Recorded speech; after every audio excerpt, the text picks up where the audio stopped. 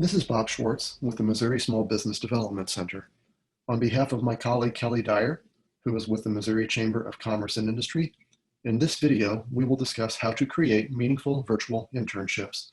We will review the benefits of internships to the employer and student, and will provide insight into how to transition from internships hosted in the physical workplace to a virtual work environment where the intern works for your business from a remote location. Although there can be challenges with virtual internships, these challenges can be effectively managed so that even though the internship is not completed online, it is still a beneficial experience for both employer and student. Among the benefits to the student are a hands-on opportunity to work in their desired field, a chance to develop skills and behaviors that better prepare them for successful careers as they enter the workforce, and the opportunity to explore what it would be like to work for a particular employer. For the employer, hiring student interns can provide first access to new talent entering the workforce, giving the employer the chance to address entry-level hiring needs. The internship can also provide a 10 to 13-week interview to get to know the fit and performance of the student to subsequently make a full-time hiring decision. And lastly, among other benefits, hiring student interns provides an opportunity for the company to build brand recognition. Nationwide, approximately 40% of interns subsequently become full-time employees of the company where they interned. If you had planned an in-person internship and are considering not offering the internship because of the pandemic, we hope you will consider moving your internship online.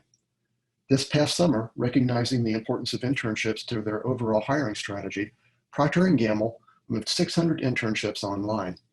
Valuable internship experiences may still be carried out virtually in many fields, ranging from engineering and information technology to communications and finance. Questions to consider in transitioning an internship to an online model include, will your in-person internship translate to a virtual platform? What are the constraints of converting to virtual? What does the new internship look like? Do you need to adjust the goals and objectives of the internship and your internship program? And what are the costs associated with a virtual internship program? Later in this video, we will provide a link to resources, one of which is a toolkit that discusses how to create, facilitate, and manage virtual internships. Successful virtual internships require planning, facilitation, and the identification of appropriate resources. You will most likely need to provide a computer with the software required for project work, as well as the computer security tools used by your company. You may also need to provide enhanced internet capability or a Wi-Fi hotspot for the intern. To ensure company rules and practices are followed, provide training that includes the normal onboarding information you share with other new employees, project-specific education, and computer security protocols used by your organization. It may also be beneficial to have the intern meet virtually with an HR representative. Prior to the internship, consider how you will interact with the intern. This may require a video conferencing software, a video chat tool, as well as screen sharing and potentially recording capabilities. Other required software may include a file sharing tool, and Google Drive, Box, and Dropbox are common file sharing tools that are utilized. Although remote work can come with some intrinsic challenges, good management practices can be effective in promoting both the success of the intern and that of the company. First and foremost, it is important to have clarity around expectations and deliverables. For example, what are the short and long-term goals of the assigned project? What is the deliverable that is expected? And what is the deadline for project completion? A good approach to managing remote work will include a plan noting project responsibilities, reporting lines, and evaluation metrics that are clear and concise early in the internship. Another aspect of managing remote work that deserves careful attention is communication. As in real estate, where the mantra is location, location, location, with remote work, think communicate, communicate, communicate. This may include supervisor-intern virtual meetings, team virtual meetings, and ensuring the intern has access to his or her mentor. Also, be sure to listen and provide the intern the chance to share their thoughts and views on the project. To promote a positive internship experience and build company brand, think of other ways to engage the intern, even though he or she is working remotely. For example, consider hosting online interactions that replicate the common practices in your organization. If there is typically a team lunch every Friday, do the same thing virtually. If everyone gets together for coffee one morning a week, do that virtually. Engage the intern in the company and company culture as much as possible. In communications, take an empathetic approach. Recognize the difficulty that remote work presents, but also use this as an opportunity to reflect your company's values and provide a welcoming environment. Lastly, use a consistent and organized approach to managing remote work to ensure project success and a positive internship experience.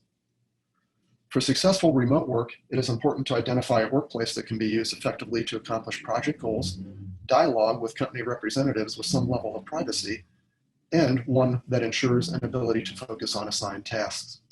Today's workspaces span a wide spectrum of arrangement, from a simple workstation in a room that affords some isolation, to the more typical home office, which allows more space for organization and accomplishment of tasks.